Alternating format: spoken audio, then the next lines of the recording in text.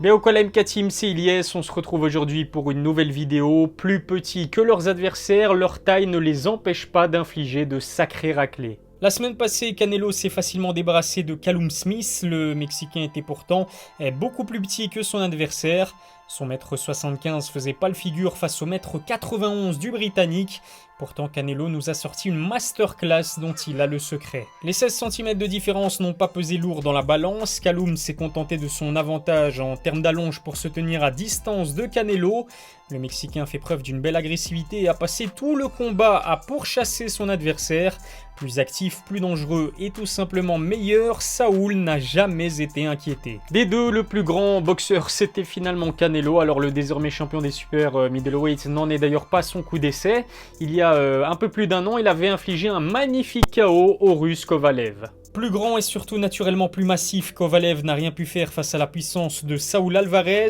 Monté exceptionnellement chez les light heavyweights, Canelo s'est montré sans pitié malgré le mètre 83 du Russe. Victorieux sur KO 11e round, Saúl est le genre de boxeur à ne pas se défiler face à bien plus grand que lui. Canelo n'est bien sûr pas le seul boxeur à n'en avoir que faire de la taille. Les Philippines nous ont finalement gratifié d'un boxeur doté du même talent. Je fais bien évidemment référence au monstre Manny Pacquiao. Si vous le croisiez dans la rue, vous le trouveriez certainement inoffensif, toujours souriant.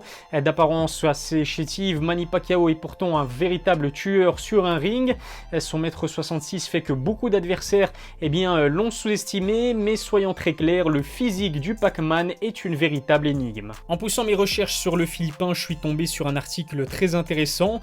Leandro Solis, un scientifique passionné par la boxe, a constaté que les poignets de Manny étaient énormes pour un homme de sa taille. La structure osseuse imposante du Philippin expliquerait sa puissance phénoménale pour son gabarit. Manny Pacquiao est réputé pour démolir ses adversaires, pourtant il a passé la majorité de sa carrière à affronter des boxeurs physiquement supérieurs à lui. Ça ne l'a pas empêché de donner la leçon à plusieurs d'entre eux. Ricky Hatton, Eric Morales ou encore Oscar de la Hoya peuvent en témoigner. Mais ma performance préférée du Pac-Man reste celle contre Keith Thurman. Plus grand et surtout bien plus jeune que Manny, l'Américain se croyait largement au-dessus. Grossière erreur, la puissance de Pacquiao l'a mis au tapis dès le premier round. Au final, le Philippin l'a emporté sur décision partagée malgré son déficit de taille et d'âge. On monte maintenant en catégorie pour faire une petite visite chez les poids lourds de la boxe. Alors c'est vrai que le mètre 88 d'Andy Ruiz pourrait vous paraître trop énorme pour figurer dans cette vidéo, mais détrompez-vous, chez les heavyweights, l'Américain affronte très souvent beaucoup plus grand que lui. La catégorie reine de la boxe est peuplée de véritables géants. Il suffit de jeter un œil au fameux dragon à 3 têtes. Wilder et Fury par exemple dépassent les 2 mètres alors qu'Anthony Joshua culmine à un solide 1,98 m. C'est justement contre le Britannique que Ruiz a prouvé que la taille n'était pas si importante. En plus de ses 10 cm en moins, c'est surtout son apparence qui a suscité les moqueries de certains fans. Quasiment personne ne voyait le petit gros l'emporter face à un athlète comme Joshua. Pourtant, Andy Ruiz va marquer l'histoire ce soir-là, envoyé au tapis. À la 3e reprise, il va brillamment revenir dans la course au titre. Ses combinaisons supersoniques vont faire mal à un Anthony Joshua complètement sonné.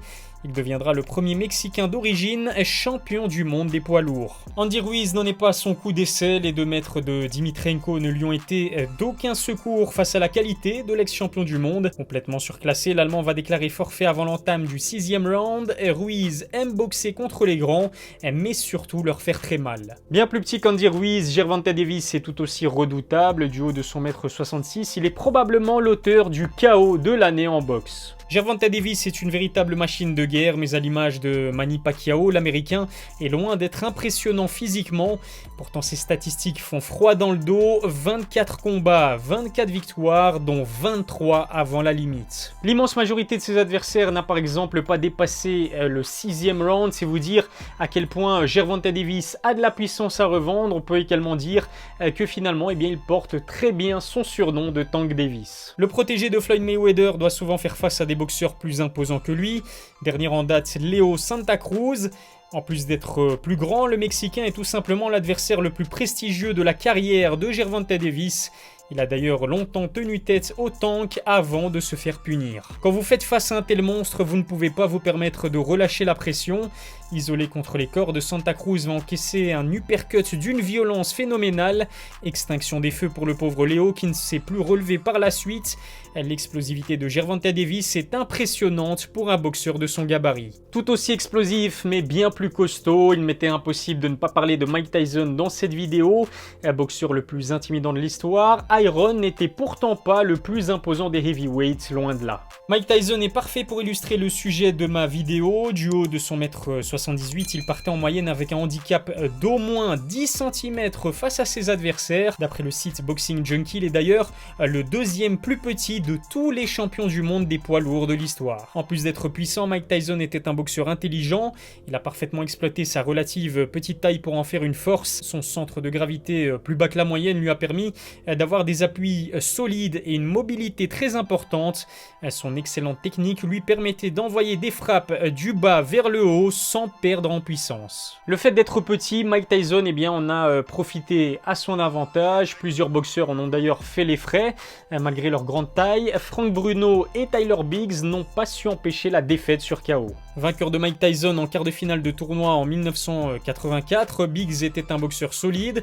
Son mètre 96 et son allonge étaient censés maintenir son adversaire à bonne distance. Malheureusement pour lui, il a suffi d'un beau crochet au 7e round pour qu'il goûte au sol. À peine debout, le pauvre Biggs s'est fait achever par une combinaison dévastatrice. Frank Bruno a subi le même sort. Ancien champion d'Europe chez les heavyweights, le Britannique n'a pas fait le poids face à Tyson.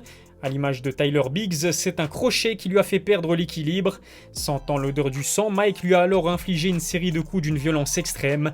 5 rounds, c'est tout ce qu'il a fallu à Iron pour plier le combat. Voilà, c'est déjà tout pour la vidéo. N'oubliez pas de vous abonner à ma chaîne YouTube et à lâcher un petit pouce bleu si ça vous a plu. Suivez-moi également sur mes réseaux sociaux, Instagram et Twitter. Les liens sont dans la description. Je vous dis rendez-vous dimanche prochain pour une nouvelle vidéo. Je vous souhaite d'ores et déjà une magnifique année 2021. D'ici là, prenez soin de vous.